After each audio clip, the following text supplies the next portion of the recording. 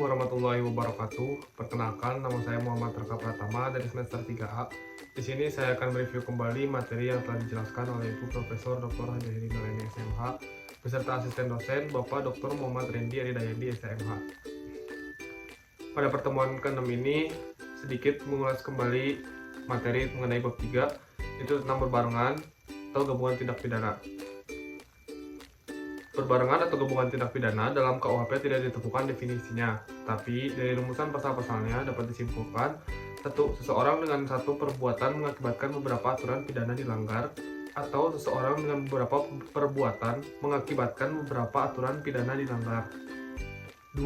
Di antara perbuatan-perbuatan tersebut, hakim belum pernah menjatuhkan vonis atau putusan yang telah mempunyai kekuatan hukum yang pasti dan tetap. Yang ketiga, jaksa atau penuntut umum dalam melakukan penuntutan perkara-perkara tersebut harus secara sekaligus dan bersamaan. Dan yang keempat, cukup untuk itu hanya 3 saja.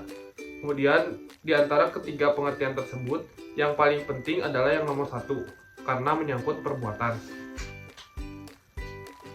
Adapun dalam perbarengan ini mengenai pengaturan perbarengan atau gabungan tindak pidana diatur dalam buku 1 KUHP bab 6 pasal 63 sampai 71. Konkursus idealis dan konkursus realis adalah bentuk konkursus murni, sedangkan perbuatan berlanjut adalah bukan bentuk konkursus murni. Sistem pemidanaannya perbarengan peraturan atau konkursus idealis, yaitu perbuatan yang dimaksud ialah perbuatan jasmani atau material handling, yaitu perbuatan yang tidak dapat dipisah-pisahkan. Adapun B, perbuatan berlanjut, menurut pasal 64 ayat 1 berlaku sistem absorpsi, yaitu hanya dikenakan satu aturan pidana dan jika berbeda-beda dikenakan ketentuan yang memuat ancaman hukuman pidana pokok yang terberat.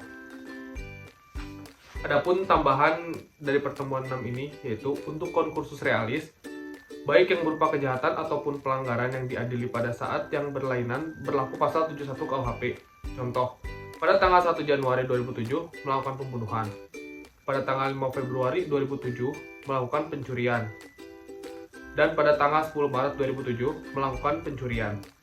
Dalam hal ini, alat bukti belum lengkap, maka perkara yang ke-1 saja, dalam kurung pembunuhan, yang diajukan ke pengadilan.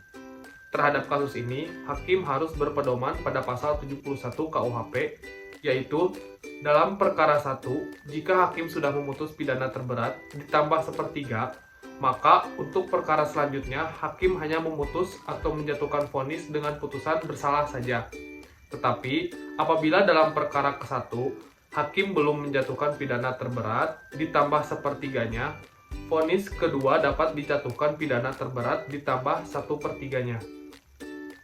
Pasal 71 KUHP berhubungan dengan pengertian perbarengan, yaitu rumusan ketiga. Oleh karena itu, jaksa atau penuntut umum harus melakukan penuntutan secara bersamaan dan sekaligus. Tetapi dalam praktek jaksa tidak selalu mengajukan perkara secara sekaligus dikarenakan alat bukti yang kurang lengkap. Mungkin segitu saja review materi dari saya. Mohon maaf apabila ada kesalahan. Wabillahi taufiq wal hidayah. Wassalamualaikum warahmatullahi wabarakatuh.